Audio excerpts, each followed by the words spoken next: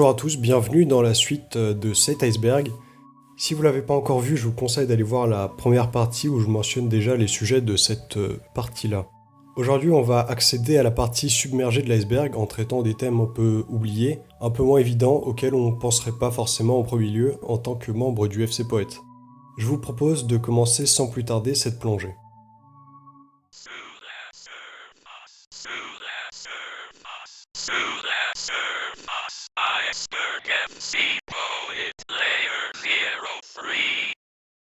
A. Juste la lettre A. Juste la première lettre de l'alphabet. C'est ce qui est publié le 1er novembre 2020 à 1h07 du matin par Félix.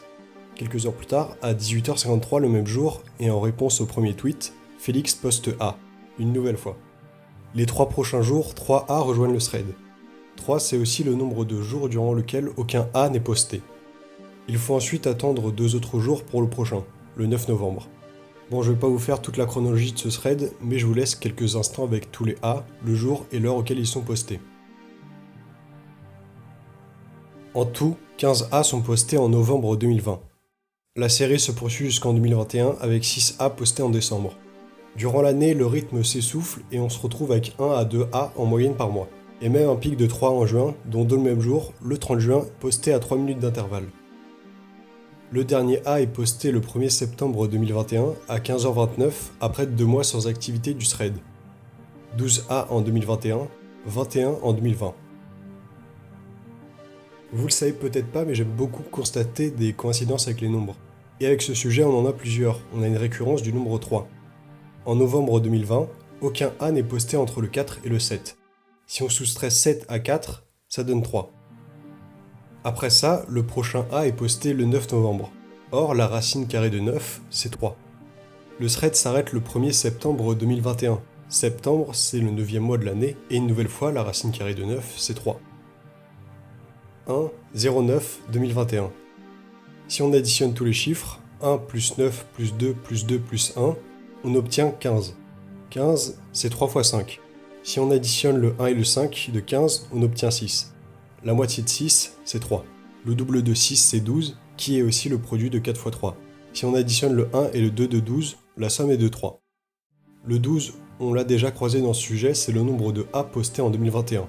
On a donc un nouveau 3. Et un de plus si on prend le nombre de A en 2020, 21. Les termes sont juste inversés par rapport à 12, et on a une nouvelle fois la somme de 3. Ah oui, et pour obtenir 21, il suffit de faire 3 fois 7. Il y a sûrement d'autres occurrences, mais bon, il y a d'autres sujets à traiter, donc je vais m'arrêter là. Bouteille de coca. Alors, ce sujet va parler à aucun membre des FC Poètes, puisque c'est une chose qui m'est arrivée personnellement, et dont j'ai pas parlé dans le groupe. Je sais pas vraiment pourquoi je raconte ça, mais la vidéo manquait de sujets très courts. Alors, cette bouteille de Coca-Cola, je l'ai achetée le jeudi 13 janvier 2022, le jour où je suis allé chercher mon diplôme du bac à mon lycée avec des amis. Elle est restée dans mon sac depuis ce jour. Les mois ont passé, puis une année, et maintenant pas loin de 2 ans. Pourquoi ne pas l'acheter alors, puisqu'elle est sûrement périmée? Parce qu'on est arrivé à un point, ce fameux point, où c'est plus logique de se débarrasser d'un objet, et qu'il faut à présent le garder le plus longtemps possible. Je sais pas si vous avez vous aussi ce point, ou quelque chose de similaire, mais la bouteille de coca en est un exemple.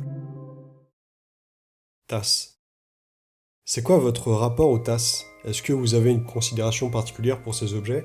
Est-ce que vous avez vos propres tasses chez vous? Des tasses que vous seul utilisez? Est-ce qu'elles ont quelque chose de particulier en dehors de la relation que vous entretenez avec? Ce sont des questions qui peuvent vous paraître un peu étranges, mais je suis très sérieux en les posant. La tasse, ça peut être un objet assez intéressant. Je me suis interrogé sur pourquoi ce sont des objets si importants pour certaines personnes. J'ai trouvé quelques réponses que je vais vous partager. Déjà parce que souvent les tasses sont associées avec des moments agréables. Boire une boisson chaude, un thé, un café, un chocolat chaud, c'est généralement un moment où on se détend un peu, une pause dans une journée épuisante qui permet de se réchauffer quand il fait froid et qu'il pleut dehors. C'est aussi l'une des premières choses qu'on voit le matin avant de partir en cours ou au boulot. Si on n'a pas envie d'y aller, ça apporte un certain réconfort. Une boisson chaude, ça fait du bien.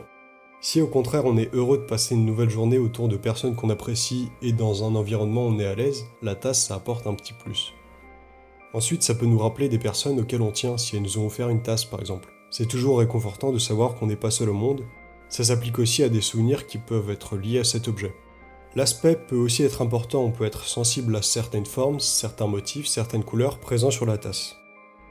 Apparemment, il y aurait une étude de l'entreprise Heinz qui aurait effectué plusieurs sondages auprès de consommateurs, et selon les réponses, il apparaît qu'environ 60% des sondés ont un attachement émotionnel à leur tasse. Bon, j'ai trouvé aucune trace de l'étude, seulement des articles en ligne qui l'évoquaient, mais sans renvoyer vers une source solide, par exemple un compte-rendu ou même vers le site de Heinz. Un certain nombre d'articles en citaient un autre, provenant du journal britannique Telegraph. Là non plus pas de source, mais une allusion à un certain Saleur. Ça redirigeait vers un autre article où il y avait une seule mention de ce Saleur qui évoquait en plus de ça une tasse. J'ai donc fait une rapide recherche sur ces deux éléments, et il s'agit en fait d'une étude effectuée par Daniel Kahneman, Jack Netsch et Richard Saleur. Richard Saleur, déjà, c'est lui qui apparaît dans The Big Short d'Adam McKay. Here's Dr. Richard Thaler, father of behavioral economics. Mais c'est surtout un économiste américain et théoricien de la finance comportementale, un champ de l'économie comportementale. C'est une discipline qui étudie pourquoi certains comportements sont adoptés par les êtres humains dans certaines situations économiques et qui sont parfois paradoxales ou non rationnelles. L'un des pionniers dans le domaine est justement Daniel Kahneman, qui a reçu en 2002 le prix de la Banque de Suède en sciences économiques en mémoire d'Alfred Nobel, considéré comme le prix Nobel d'économie. Vous allez voir dès à présent une illustration de cette pratique. Avant de vous dire en quoi consiste cette étude, je vais vous raconter une anecdote dont Saleur est protagoniste. Il raconte dans le New York Times le début de sa carrière en tant qu'enseignant. Il a profité d'un examen pour trier, en quelque sorte, ses étudiants entre les bons élèves, les moyens et les mauvais. Il lui fallait donc une notation numérique, sachant qu'aux États-Unis, on a une notation avec des lettres qu'on appelle une notation littérale, comme nous quand on était petit. Saleur va donc évaluer l'examen sur 100. Mais à la remise des notes, les étudiants vont se plaindre. La moyenne est de 72 sur 100, ce qui leur semble trop peu, sans doute ont-ils peur que ça impacte leur moyenne générale. Saleur leur explique qu'en convertissant la notation numérique en une notation littérale grâce à une courbe, la moyenne est B+, ce qui est très bien, et seules quelques copies sont inférieures à C, une note bien. Ainsi, la répartition des notes ne change pas par rapport à d'habitude. Malgré ces explications, les élèves continuent d'être mécontents envers leur professeur. Celui-ci craint de perdre son poste, les étudiants pouvant aller se plaindre à la direction. Pour éviter cela, il note un peu différemment le prochain examen. Au lieu de noter sur 100, il note sur 137. Le pourcentage de bonnes réponses est encore plus bas que le contrôle précédent, 70% contre 72%. Mais les élèves sont très satisfaits de leur note cette fois. Pourquoi ? Parce qu'en élevant la note de 100 à 137, la moyenne va aussi proportionnellement être plus haute. Elle est cette fois-ci de 96. Ça leur explique ensuite pourquoi avoir choisi le nombre de 137. Déjà parce que la moyenne était autour de 90, certains étudiants ont même obtenu une note au-dessus de 100. Ensuite parce que diviser par 137 n'est pas facile de tête, et Saleur s'est dit, justement, que la plupart de ses élèves n'allaient pas chercher à convertir leur note pour voir ce qu'elle donnait sur 100. Ici, vous aurez compris qu'il n'y a pas de rapport direct à l'économie, mais vous voyez le principe, l'utilisation du comportement humain. Maintenant l'étude, titre anglais, qu'on peut traduire par tests expérimentaux de l'effet de dotation et le théorème de cause. Je vais vous résumer très vite ce en quoi elle consiste. Daniel Kahneman, Jack Netsch et Richard Saleur, tous trois économistes, ont donné à des participants une tasse.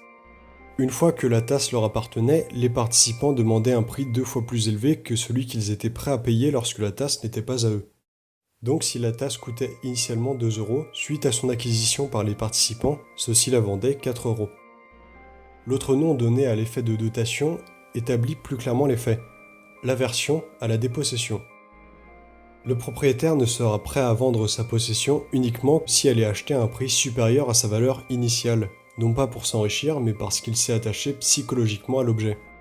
On a ici l'illustration de deux faits, la propension à payer et la propension à accepter. La propension à payer est le montant maximum qu'un acheteur est prêt à accepter pour acheter un bien. A l'opposé, la propension à accepter est le montant minimum qu'une personne est prête à accepter pour vendre un bien, un service, ou pour supporter quelque chose de néfaste, par exemple la pollution.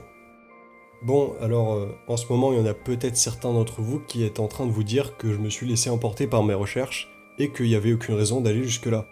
Vous avez raison. Et là vous renchérissez en disant que je n'ai pas du tout respecté ce que j'avais noté sur le document qui listait tous les sujets de l'iceberg. Alors déjà, arrêtez de fouiller dans mes brouillons, et ensuite j'ai changé mes plans en cours de route, j'ai pas à vous consulter pour la moindre modification que je fais. Surtout pour une série de vidéos que je fais seul dans ma chambre, vous pensez pas qu'on est déjà assez encadré comme Bon, revenons-en aux questions que j'avais posées au début du sujet. C'est quoi votre rapport aux tasses? Est-ce que vous avez une considération particulière pour ces objets? Est-ce que vous avez vos propres tasses chez vous? Des tasses que vous seul utilisez? Est-ce que ces tasses ont quelque chose de particulier en dehors de la relation que vous entretenez avec? Personnellement, j'aime beaucoup les tasses. Je trouve ça super cool comme objet, c'est à la fois stylé et utile. J'ai une préférence pour les tasses moyennes. Elles sont pas belles, elles sont pas moches. C'est des tasses quoi. Par exemple, ma tasse Coca-Cola que j'ai eue quand j'étais petit, elle est délavée, mais surtout c'est une tasse Coca. Personne boit du Coca en tasse, donc je comprends pas trop l'intérêt d'en faire une tasse. Ensuite, ma tasse jaune d'une marque de boisson chocolatée néerlandaise un peu obscure, qui est même pas vendue en France. Encore une fois, rien d'exceptionnel. Enfin, ma tasse girafe, c'est celle qui illustre le plus l'aspect moyen que j'aime chez les tasses. Le dessin dessus est pas moche, il est juste bof, pas ouf. Les couleurs sont logiques. Si c'était un légume, ce serait une courgette. Mais vous savez, lorsqu'on aime les trucs moyens, c'est normal de trouver meilleur que soi. Mais là, c'est pas seulement meilleur. Là, je vous parle d'un niveau exceptionnel. Les tasses de miel. Si Usain Bolt, Mozart, Messi, Émile Zola avaient été des tasses, ils auraient perdu.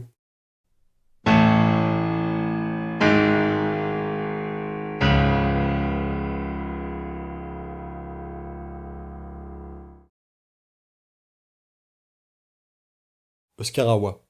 J'ai déjà parlé de cette ville dans Fondu, et comme son nom l'indique, c'est là où Oscar habite. Je vous vois déjà venir avec vos gros sabots taille 48, vous allez me dire, mais ça marche pas comme ça, une ville ne porte pas son nom à cause d'un habitant. Encore une fois, vous avez complètement tort, c'est dingue de m'interrompre comme ça à chaque fois et de dire des trucs faux. Jusqu'à preuve du contraire, les Parisiens vivent dans une ville qui s'appelle Paris, j'ai même pas besoin d'en dire plus. Bon, vous aurez remarqué que le nom de la ville ne sonne pas français, mais a une sonorité japonaise. Pas que la sonorité d'ailleurs, puisque c'est littéralement une ville japonaise.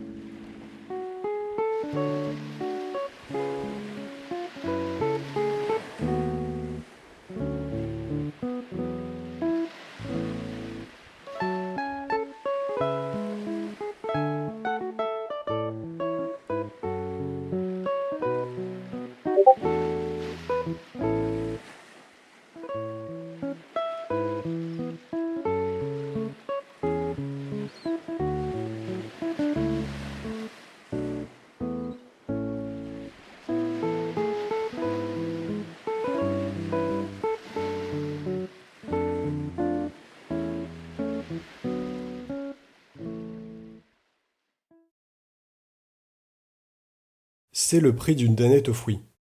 Cette phrase, je l'ai évoquée en référence à l'un des noms qu'a porté le groupe de discussion du FC Poète. Le FC Poète aime beaucoup les Daft Punk, qui ne les aime pas à vrai dire. C'est un groupe qui a accompagné plusieurs générations depuis 30 ans. Pour la nôtre, la Gen Z, le groupe existait déjà quand on est né et il a toujours été là jusqu'à récemment. En effet, les Daft Punk annoncent leur séparation le 22 février 2022 via une vidéo postée sur YouTube qui reprend les images de leur film Electroma.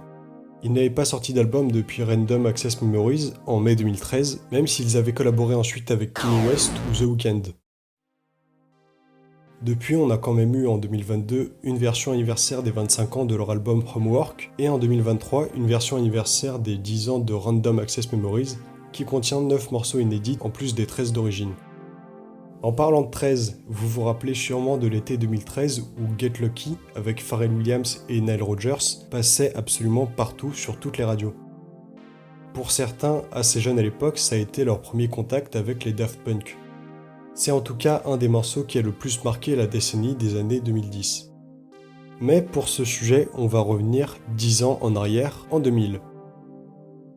Dans le morceau One More Time, on entend ça. Vous avez bien entendu, ils disent c'est le prix d'une danette aux fruits. Le reste de la chanson est en anglais, mais cette phrase précise est en français. Pourquoi ? Déjà parce que les Daft Punk sont français, et ensuite car ils préviennent les francophones de quelque chose. Et c'est en vrai assez limpide, ils parlent de l'inflation. Dans la chanson, la phrase One More Time est répétée 27 fois. On la traduit par une fois de plus. Référence évidente à l'inflation qui ne cesse de grimper encore et encore. Je sais pas la raison exacte de pourquoi il répète 27 fois One More Time, si c'est un nombre volontaire ou pas, mais il se pourrait que l'inflation se poursuive 27 années après la sortie du single, jusqu'en 2027 donc. FC Poète et cuisine. Le FC Poète a un lien très étroit avec la cuisine. On a déjà évoqué plus tôt le Poète Snack, mais à vrai dire, cette relation remonte même à encore plus loin. Début 2020, on a sans doute l'élément déclencheur d'une longue lignée. Je vous présente le burger pain de mie. Est-ce que j'ai besoin d'en dire beaucoup plus? Je pense pas. Et comme l'a dit Confucius, une image vaut mieux que 1000 mots. Voilà donc, entre deux tranches de pain de mie, on a un steak de qualité douteuse, à peine cuit, du fromage fondu et des oignons rouges crus. Alors, le sandwich aurait pu paraître appétissant s'il n'y avait pas eu cette lumière très froide du flash. J'ai décidé de régler ce problème en étalonnant un peu l'image pour corriger tout ce qui est reflet, surexposition et température. Voilà le résultat.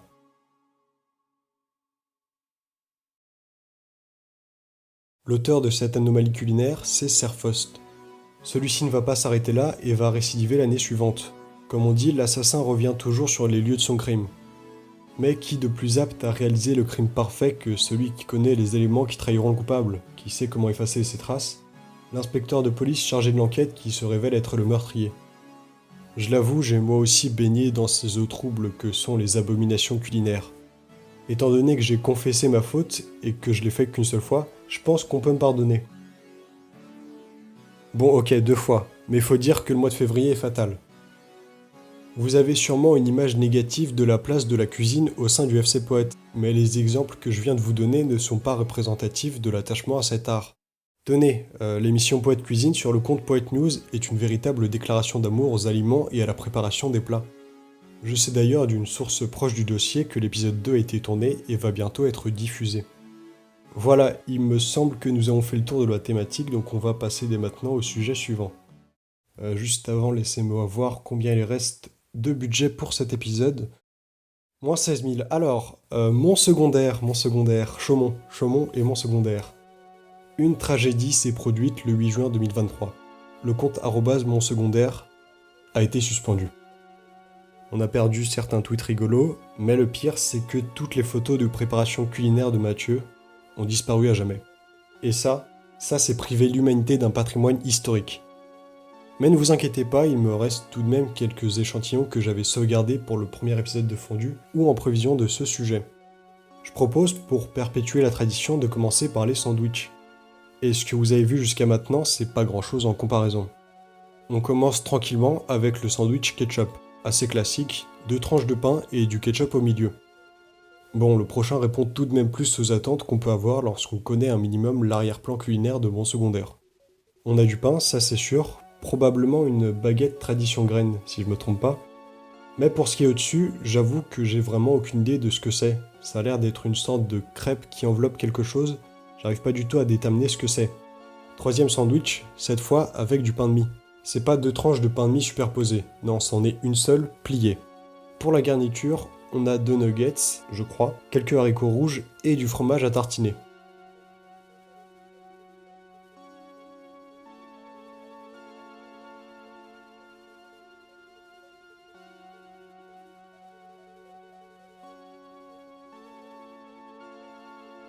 À présent, je vais devoir vous avertir, âme sensible, s'abstenir. L'image suivante comporte de la violence graphique, et si vous vous savez vulnérable à ce type de contenu, vous pouvez aller à ce timecode. Je suis très sérieux. Bon, maintenant qu'on est entre nous, voici de quoi il en retourne. 2 steaks qui semblent avoir été victimes de terribles expériences. Enfin, on a une autre atrocité. Les ingrédients sont difficilement identifiables. On a des raviolis, certes, et ce qui ressemble à du riz ou des pâtes. Mais comme si l'art culinaire n'avait pas été assez bafoué sur cette image, la suivante nous montre le plat enfermé dans un sac de congélation. Au lieu de reposer paisiblement sur une assiette, il est ici confiné dans un sac mortuaire. Cette photo est à la limite de l'œuvre d'art, de la peinture de la Renaissance. Vous voyez la mise au tombeau de Caravage, l'angle de la dalle qui pointe vers le spectateur qui donne l'impression de sortir de la toile. Cette image me fait éprouver une sensation similaire. Est-ce que vous aussi vous avez l'impression de sentir la texture du plastique du sachet ? Est-ce que vous ressentez vous aussi la chaleur à travers le sac, la mollesse du plat qu'on peut presser, qu'on peut sous-peser, On ressent la tension du sac tirée vers le bas par le poids de la préparation, c'est exceptionnel. FC Poète et animaux. On peut considérer que c'est une sorte de prolongement de la Poète Connection. L'un des aspects à la fois bizarres et formidables, c'est le fait que sans forcément s'être consultés, les membres du FC Poète se soient attribués un animal. Le fait de se représenter en tant qu'animal n'est pas exceptionnel, je pense notamment à Franz Marc, un peintre du groupe Der Blaue Reiter qui fait partie de l'expressionnisme allemand. Dans son œuvre, il va trouver dans l'animal des qualités qui n'existent pas chez l'homme. Marc va évoluer vers une tentative de représenter le monde du point de vue animal en simplifiant les formes et les couleurs dans ses toiles. Quand je vois certaines de ses peintures, je trouve que ça marche plutôt bien. On arrive vraiment à ressentir la force, la vitalité ou encore la pureté du monde animal. Je vais pas chercher à faire de la psychologie ou quoi que ce soit, mais cette attitude pourrait être une réaction au système en place, à la civilisation, ce qui fait écho à ce dont j'ai fait référence précédemment lorsque je parlais du poète Snack. Après cette longue introduction du sujet, il est temps de parler des animaux qui représentent chacun des membres du FC Poète.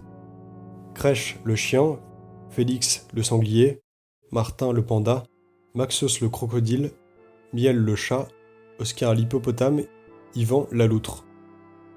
Ce qui est frappant, c'est que notamment chez Jason, Yvan, Martin et Miel, cette identification aux animaux s'est faite avant leur rencontre dans le FC Poète.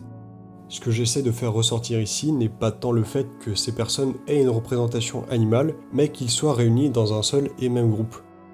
Ça correspond à 28,6% du FC Poète, soit environ un quart. La Huss. Là, c'est plutôt complexe comme entrée. Je vais devoir aborder des sujets que j'avais pas l'intention de traiter parce que je les considérais assez éloignés du FC Poète. La Huss, c'est plutôt compliqué à définir. C'est pas vraiment un groupe de personnes définies, du moins je sais pas trop qui en fait partie. J'ai pas vraiment de termes pour expliquer la nature de la Huss. Peut-être un courant ou un mouvement, c'est assez abstrait dans la conception qu'on peut se faire. C'est quelque chose d'à la fois concret et intelligible.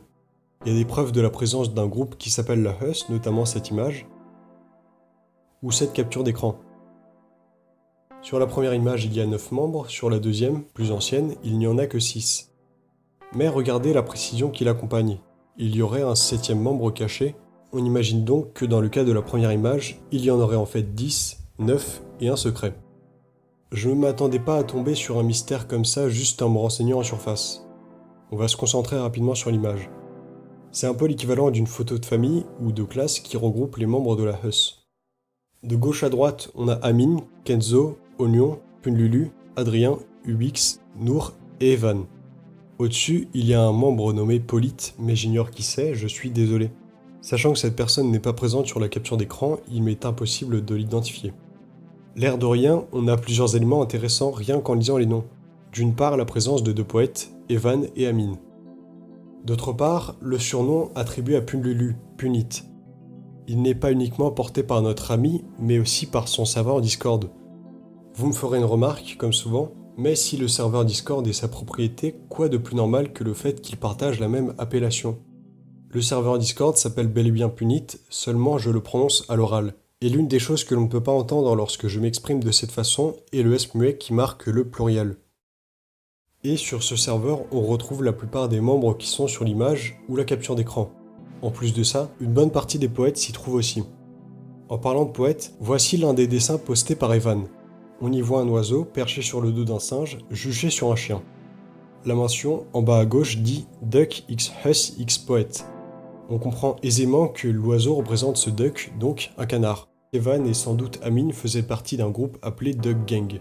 Le singe correspond sûrement à la Huss, et le chien au FC Poète, sans doute en référence à Crèche. J'ai d'ailleurs remarqué un détail en zoomant dans l'œil du chien symbolisant le FC Poète, des suites de lettres auxquelles je n'ai pas trouvé d'explication vraiment logique. Si tu passes par là, Evan, n'hésite pas à donner des indices. On a donc en face de nous un groupe assez poreux qui semble se mélanger avec d'autres. Je n'ai d'ailleurs cité que les 6 membres qu'on voit dans la conversation et les 9 qu'on voit sur la photo, mais en regardant de plus près la capture d'écran, on se rend compte qu'il y a en fait d'autres possibles membres. Avant tout, je n'ai pas mentionné Flux, qu'on voit dans le groupe de discussion. Il s'agit peut-être du fameux Polite, dont j'ignorais l'identité. En plus, si on s'attarde sur la bio du compte d'Amine, on se rend compte qu'en plus des membres que nous connaissons déjà, une autre personne est nommée. Un certain Yanit, on le connaît tous, il s'agit de Yanotakos, petite dédicace à lui. Je sais pas vraiment s'il est membre de la Huss, puisqu'il est évoqué dans une mention spéciale. Mais j'ai envie de dire qu'après tout, peu importe, la Huss est une grande famille et que tout le monde peut en faire partie s'il s'y sent bien. Ou alors c'est ce qu'on essaie de nous faire croire. Ou alors c'est vraiment sincère. Mais peut-être pas. Continuons, je sais que c'est un peu long, mais la Huss c'est un sujet au final assez dense par sa nature tentaculaire et protéiforme. En plus d'être un groupe de personnes, la locution Huss permettrait différentes fonctions d'expression. On le constate grâce à un compte, Huss Family Bot, qui postait des tweets qui, contenaient le mot Huss. C'était un bot codé par Flux qui a fonctionné entre le 9 et le 13 juillet 2021. Par exemple, la locution peut servir de salutation, Huss, mais aussi d'encarrement, ça Huss. Le terme Huss permet aussi de désigner les personnes appartenant à la Huss. Ou pas. Vous vous demandez sûrement pourquoi, et je pense avoir une piste réflexive assez correcte. Eh bien tout simplement parce que la Huss déroge, trahit à toutes les constructions et normes sociales établies jusqu'à présent. La Huss est un groupe ? Non. Tout le monde peut être Huss s'il le souhaite. Le terme Huss signifie une idée, un sens, un concept précis ? Non. Il permet d'illustrer tout ce que l'on veut, tout simplement car Huss représente la volonté, l'envie, le besoin de chacun. Regardez cette image, qu'est-ce qu'elle représente ? Un Huss. Pourquoi ? Parce que je l'ai décidé. Est-ce qu'il est pas mignon, ce Huss qui dort ? Si. Quel temps il fait dehors ? Il fait Huss. Je pense pouvoir répondre maintenant à la question de qu'est-ce que la Huss ? Ce n'est pas un courant ou un mouvement comme je l'avais théorisé au début de cette entrée, c'est une mentalité. Et je pense sincèrement qu'il faudrait l'adopter, ou du moins une qui s'en rapproche dans un monde comme le nôtre actuellement. Un monde où on ne pense pas selon les conformités, les conventions ou les préceptes fixés par le système dans lequel on évolue, mais avec ses propres perceptions, ses propres envies, ses propres conceptions de ce qui nous entoure, évidemment avec modération et recul.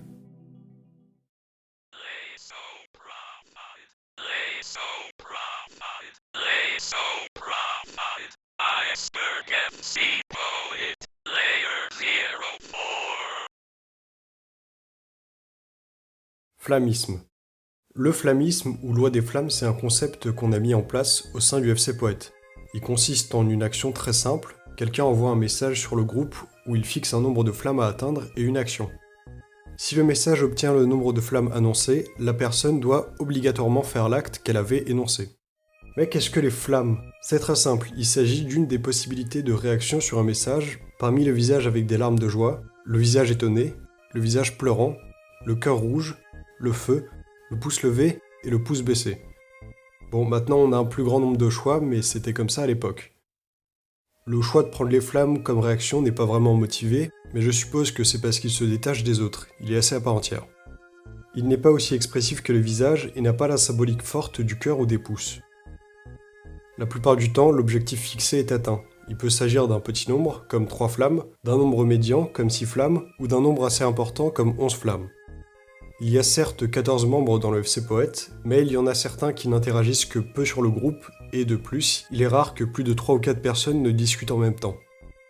Dans ce cas de figure, il n'est pas rare que les personnes présentes à ce moment-là dans le groupe utilisent leur compte secondaire pour ajouter une flamme supplémentaire. Il y a en tout 6 comptes secondaires, peu hésités à l'exception de celui de Martin. Le flammisme sert avant tout à se motiver à accomplir une action qu'on rechigne ou qu'on repousse. Une fois que l'objectif des flammes que nous avons nous-mêmes fixé est rempli, il n'y a plus aucune excuse pour ne pas faire cette tâche. Sosie et FC Poète. C'est un sujet qui est assez drôle pour la peine. Vous le savez, on aurait 7 sosies dans le monde. Pour certains membres du FC Poète, on tombe souvent sur des personnes ou des personnages qui leur ressemblent. Vous avez sûrement ceux ou cette pote qui a plein de gens qui lui ressemblent, et bah dans le FC Poète on en a 4. Félix, Oscar, Jason et Mathieu.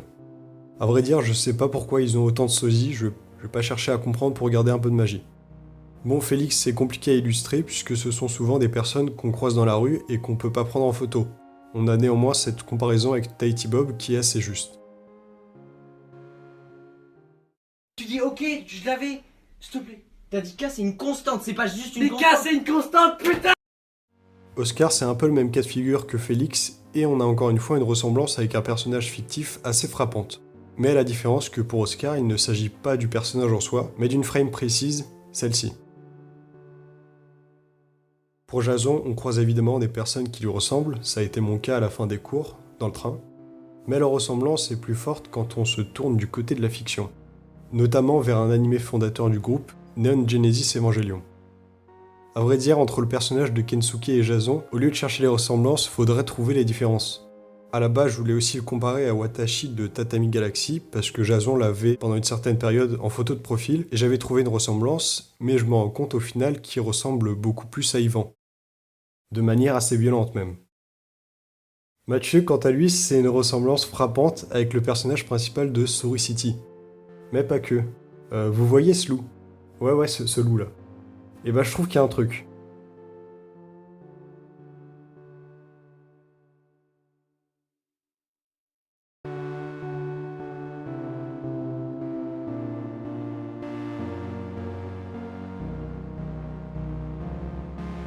Petite mention honorable, Martin qui ressemble très vaguement au gars de ce gif, de cette image animée, mais très vaguement. Très vaguement. Lost Media. La plupart d'entre vous savent déjà ce que c'est un Lost Media, mais j'explique vite fait. Média, c'est un terme assez générique qui désigne des supports, des moyens de transmission comme des textes, des images, du son, des contenus audiovisuels, etc. Lost Media fait référence à des supports qui seraient introuvables, mais qui sont présents dans la mémoire d'une ou plusieurs personnes. Ça implique donc des déformations subjectives, des faux souvenirs générés par le temps qui passe. On a une communauté sur internet qui est assez active, qui cherche à retrouver ces supports, profitant du fait que nous soyons tous connectés pour espérer atteindre ce qui jusqu'à présent était resté au stade de la réminiscence. C'est un domaine qui est très important pour notre génération et très actuel aussi avec la question de la préservation du jeu vidéo. On a pas mal de Lost Media dans le FC Poète, mais je souhaiterais en évoquer un en particulier qui a connu une actualisation il y a peu. Pour décrire grossièrement le Lost Media, il s'agit d'un extrait de live sur la plateforme Twitch de la streameuse Julia Bayonetta. Petite précision dès maintenant, jadis chez Oscar et Jason, il y a eu un élan de passion vers cette streameuse, c'était assez marrant. Dans l'extrait en question, Jason avait écrit des paroles d'une chanson, j'ignore laquelle, dans le chat, ce à quoi Julia Bayonetta avait répondu « Qu'est-ce que... Qu'est-ce que tu chantes, Krish? C'est tout. » C'est tout. Ce qui rend si mémorable cet extrait à mes yeux, c'est cette prononciation du pseudo crèche. La prononciation usuelle est crèche et nous paraît logique, donc en entendre une autre apporte un aspect comique là où il n'y en avait pas. Je vous parlais d'une réactualisation, voici ce qui s'est passé. Le 20 juillet, à 15h54, Jason envoie ce message dans le groupe. Ce à quoi, comme je le fais parfois, je réponds la fameuse citation « Qu'est-ce que tu chantes, Krish ?» Et c'est de là que part l'ultime recherche, le dernier espoir dans la quête pour retrouver ce Lost Media. On a quelques échanges concernant les Lost Media et leur finalité, et je reviens sur le fameux extrait du live. Pendant ce temps, Jason allait voir sur son compte Twitch s'il ne l'avait pas dans ses clips. C'est une option que peut utiliser n'importe quel utilisateur qui permet d'enregistrer un extrait isolé de 30 secondes d'un live. C'est plutôt logique de penser que Jason aurait eu le réflexe de le faire. De plus, c'est pour nous l'option la plus probable puisqu'on se rappelle d'avoir vu cet extrait. Quand je dis nous, je veux dire moi et Félix qui est arrivé à ce moment-là dans la conversation et qui a confirmé avoir vu lui aussi le passage du live. Enfin, je crois. Mais Jason calme nos ardeurs en précisant qu'il avait pu capter ce moment grâce à un enregistreur d'écran. Néanmoins, il est fort en suspense, puisqu'il nous lance sur une nouvelle piste.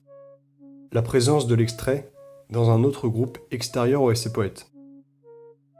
En revanche, il a quitté le groupe.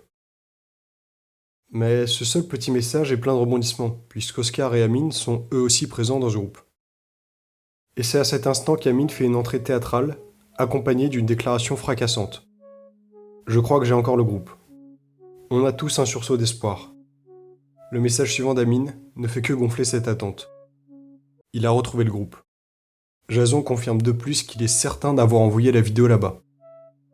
Mais le message qui suit, celui une nouvelle fois d'Amine, vient nous percuter comme une enclume. Il n'y a aucune vidéo, seulement des captures d'écran. Oscar vient donner le coup de grâce et confirme les dires d'Amine. L'extrait n'est pas là. Il envoie un screenshot sur lequel on peut voir qu'une personne extérieure au FC Poète a elle aussi vu la vidéo et partage la citation. Qu'est-ce que tu chantes, Krish?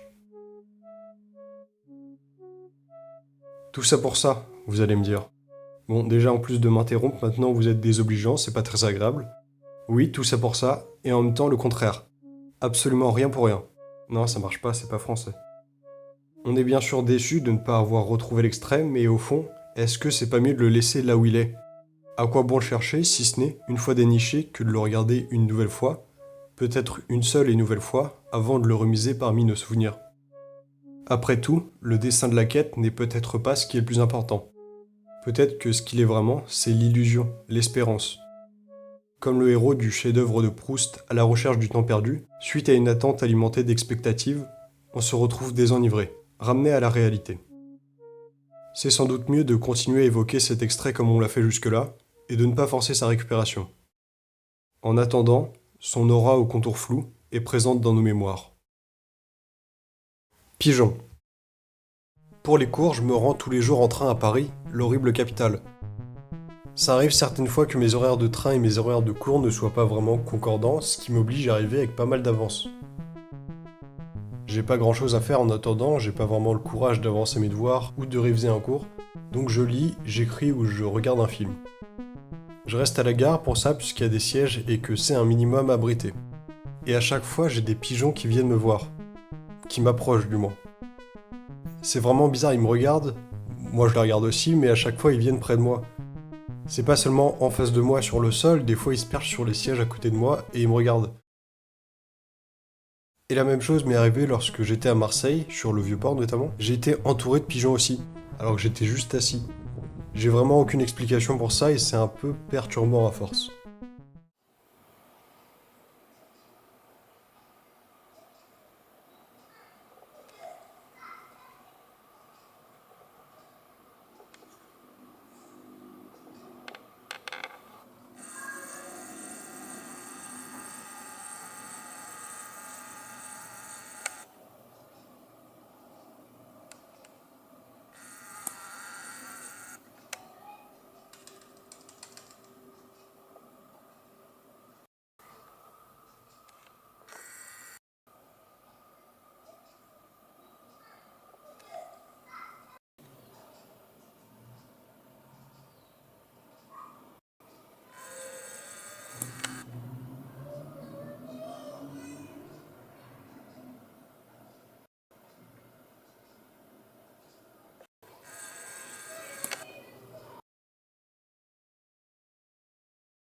L'AS Poésie. Bon, on s'attaque là à un gros morceau qui mériterait son fondu à part entière. Vous voyez déjà une relation entre cet intitulé et le FC Poète. Les deux semblent être des équivalents ou des oppositions l'un de l'autre. Si le FC signifie Football Club, le sigle AS désigne Association Sportive. On a ensuite une légère différence entre poète et poésie. Les deux appartiennent à la même famille de mots, issus du grec ancien poiesis. Le subtil changement réside dans le sens de ces mots. Un poète est une personne qui écrit des poésies parce que c'est son métier ou parce que c'est une activité à laquelle il apprécie s'adonner. Une poésie est le texte écrit par le poète. Il y a par ailleurs plusieurs formes de poésie, ou selon plusieurs formes, avec plusieurs vers. Les types de rimes changent elles aussi selon la poésie. Petite précision pour l'anecdote, le mot poème est utilisé pour désigner un texte poétique, tandis que poésie sert plutôt pour parler du genre littéraire. Vous l'aurez compris, l'AS Poésie est une sorte de version alternative, on pourrait dire antagoniste, du FC Poète. Si vous connaissez l'univers de Fondu, vous pourriez à présent penser à un événement survenu dans l'épisode 2, celui traitant d'un mystérieux réseau souterrain caché sous la maison d'Oscar.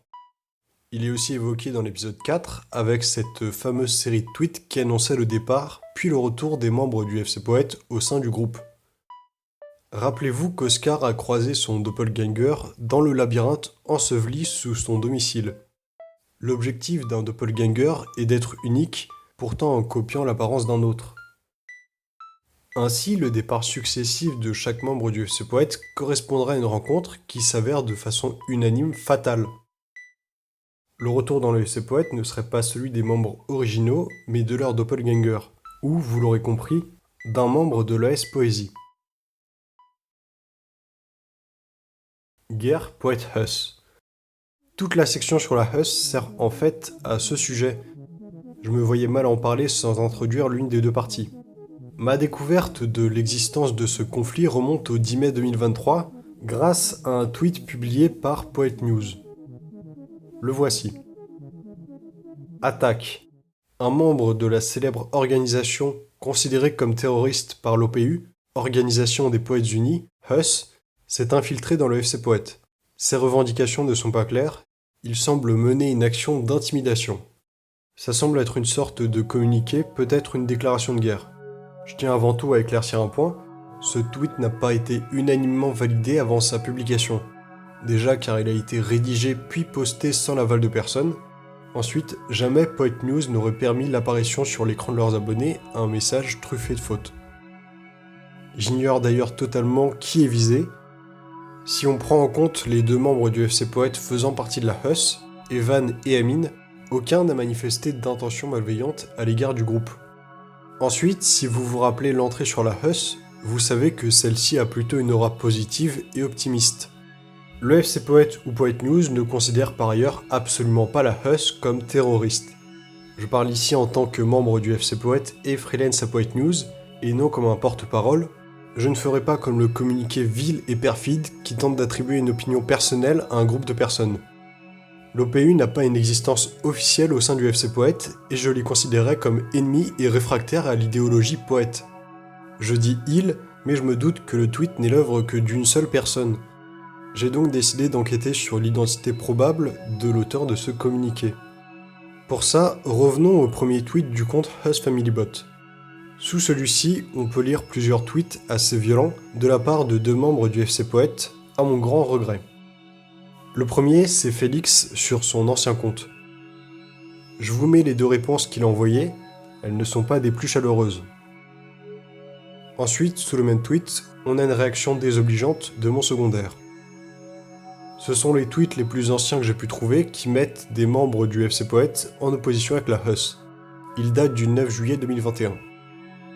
On va poursuivre chronologiquement. Une nouvelle figure de la lutte anti-HUS entre en jeu. Il s'agit de Miel, à l'époque sur son compte Herbechat. Le 21 janvier 2022, elle répond ceci à une conversation. On y décèle clairement un ton agressif. Quelques mois plus tard, le 20 juillet, elle recommence, cette fois-ci avec des menaces. La situation reste calme pendant presque un an, avant un tweet sur le compte Poet News.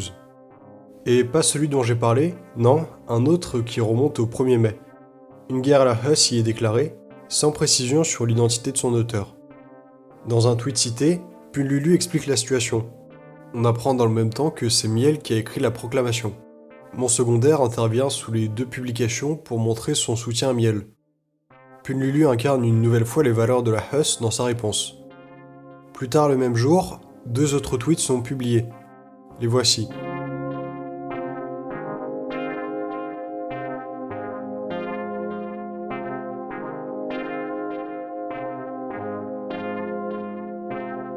Mon secondaire réagit sous le second.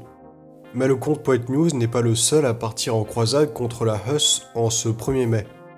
Félix revendique la paternité de la guerre contre la HUS au détour d'une conversation. Revenons au tweet du 10 mai. Essayons de déterminer qui en est l'auteur, maintenant que nous avons réussi à retracer le passif de ces trois potentiels coupables. Plus j'y pense, plus c'est compliqué à déterminer qui est à l'origine de cette publication. Les trois font au quotidien des fautes d'orthographe et le tweet en est rempli. J'aurais dans un premier temps écarté Félix, puisque je trouve que le tweet ne lui ressemble pas vraiment, mais le coup du sigle OPU est au contraire assez représentatif de ce qu'il pourrait poster. Mon secondaire, quant à lui, est le deuxième que j'éliminerai. Il n'est pas du genre à énoncer un fait géopolitique si fort sur un compte comme Poet News. Néanmoins, sa réponse sous le tweet me fait douter. Le fait qu'il affirme ne pas posséder les codes de Poet News, aussitôt démenti par le compte lui-même, est étrange à mes yeux. Comme s'il essayait de se dédouaner du tweet en tentant de prouver qu'il n'est pas l'auteur. Enfin, la suspecte la plus logique pour moi, c'est Miel. Ses précédents tweets sur le compte Poet News contre la HUS la placent en tête de ma liste. De plus, les fautes d'orthographe sont assez caractéristiques de sa personne. Quoi qu'il en soit, nous avons vu que ces trois personnages partagent les mêmes idées haineuses contre la HUS. J'ai envie de les classer tous les trois derrière cette fameuse OPU, sachant qu'il n'y a en réalité qu'une seule personne derrière le sigle. Mais si je fais cette partie et que je décide de prendre un angle si critique envers mes camarades poètes, Ce n'est pas seulement pour les afficher ainsi que leurs opinions. Non, ce que je propose, c'est une armistice entre l'OPU et la HUS. C'est une demande officielle que je fais en qualité de membre du FC Poète et de Poète News, maintenant, en vidéo. J'espère sincèrement que ce conflit ne durera pas et que la paix se fera.